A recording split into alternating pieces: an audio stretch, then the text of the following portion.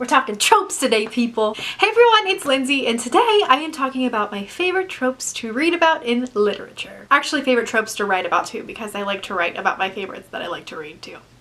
Tropes are one of those things that we see all of the time in literature. Sometimes they're overused, but sometimes they can be done right. There's some nuance in there, and just, yeah, they're just so great. And I like to talk about them because there are a few that I am very, very passionate about in my feelings. So without further ado, let's just jump right into my top 5 favorite tropes. So one of my favorite tropes of all time is kind of the OG of tropes, if you will, and that is the chosen one trope. The chosen one trope usually follows a person who is ignorant to their chosen one status, and a prophecy has been made around this person that foretells that one day they will save the realm, save the kingdom, kill Voldemort, whatever it is. This trope is found in some of my favorite series, including Harry Potter, The Ember and the Ashes, and Mistborn, just to name a few. Now, even before I would consider myself a well-read person, when I was a child, I adored the chosen one trope without even knowing it was a thing. I always felt like, you know, I could be the chosen one someday. Maybe there was a mystical realm just waiting to grab me up and tell me that you are the princess or you are the hero of this lost fantasy land and come with us and save the realm. And I was like, yeah!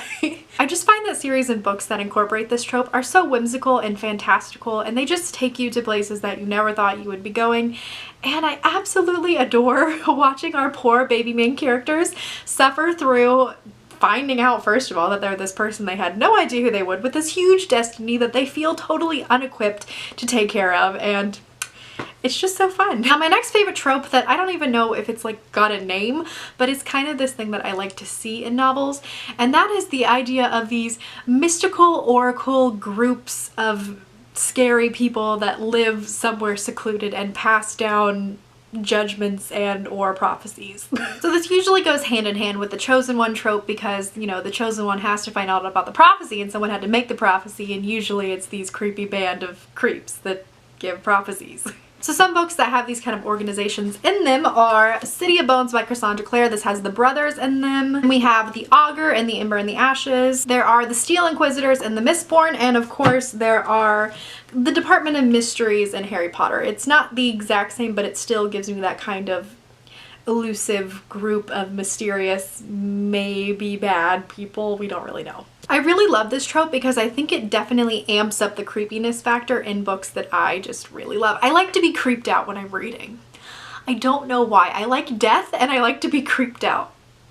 Is that saying something about me? And one of my favorite things that can actually happen with this trope is when people go to these groups for advice, but slowly throughout the series or book you kind of learn that these people maybe aren't all that they seem to be. They might be evil. I just like the whole exploration of that dynamic. Like, am I really doing good? Are my prophecies helping? I just really love that. And yeah, they're creepy, they're mysterious, they add a nice fun element to a book, and I love it. Now my next one I am so excited to get talking about because it is one that I am like the most passionate about of tropes. And that is the doomed lovers trope. Now originally when I made this list I was like, okay, like the forbidden lover, like that's fun when two people who obviously love each other can't be together and there's so much great tension there. I love it. But really that's not enough for me. I want them to actually be doomed. I want one of them to either think they're going to die or actually die, or there's some horrible reason why they can never be together no matter what. Like even when the book is done they're not together. I eat that up. So the doomed lover is like the forbidden love on steroids, kind of like level 10 up. And it's just, it makes the love so much sweeter and that much more important because you know it's going to end and it cannot be. So you just, oh, you just feel so much more deeply for the two characters and for their angst. So some great examples of the doomed, or really some of these are forbidden love trope, are the Gemma Doyle trilogy. I'm not going to tell you what characters because I feel like that could possibly be spoilery, but the Gemma Doyle trilogy, Strange the Dreamer, Daughter of Smoke and Bone, and of course we're going to talk about this because I'm kind of trash for the TV show, Buffy and Spike from Buffy the Vampire Slayer. So good. So good, especially when it's like good versus evil that are like kind of wanting to be together but like not. But ooh. Also Star Wars, maybe Reylo, that whole thing, I don't know. I'm not the biggest Star Wars person, but then I heard like good and bad and I'm here for it. Like I'm #1 fan now.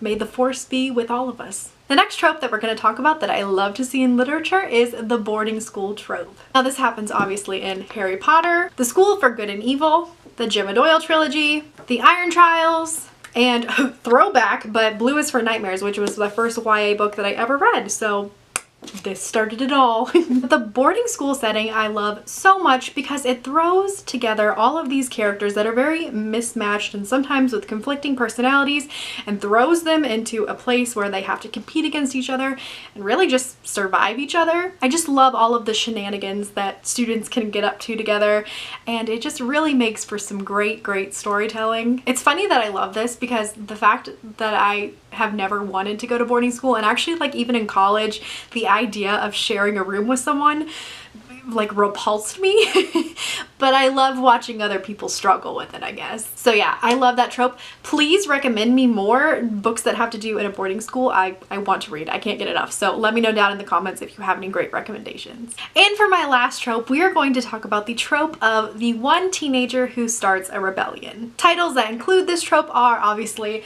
The Hunger Games, Mistborn, An Ember in the Ashes, and obviously Harry Potter, and so many more. If you can't tell, a lot of these books are like showing up again and again because my favorite tropes happen to include my favorite books, so it all works out, right? I love the rebellion plotline. Like, oh my gosh, nothing gets my blood boiling or rushing, I guess, or both, than a good old-fashioned kill the king, take over the throne rebellion. I was talking about this trope with my dad like a couple years ago, and I was telling him how much I love stories about rebellion, and he's like, it's the American in you, we just love rebellions. This trope is just so ripe for so many good plot beats and character development. Always in a rebellion there is death, and always in a rebellion there seems to be lies and dictators and war and, you know, people kind of falling in love with the wrong side. It's just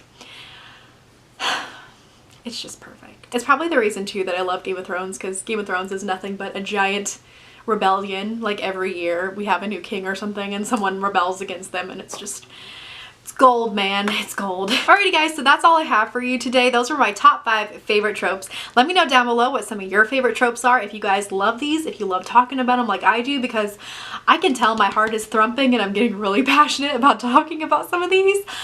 I'm even out of breath. Whew, girl. I need a fan. Anyway, you guys, thank you so much for watching. Don't forget to like and subscribe. I'll see you guys down in the comments, and I'll see you in the next one. Bye!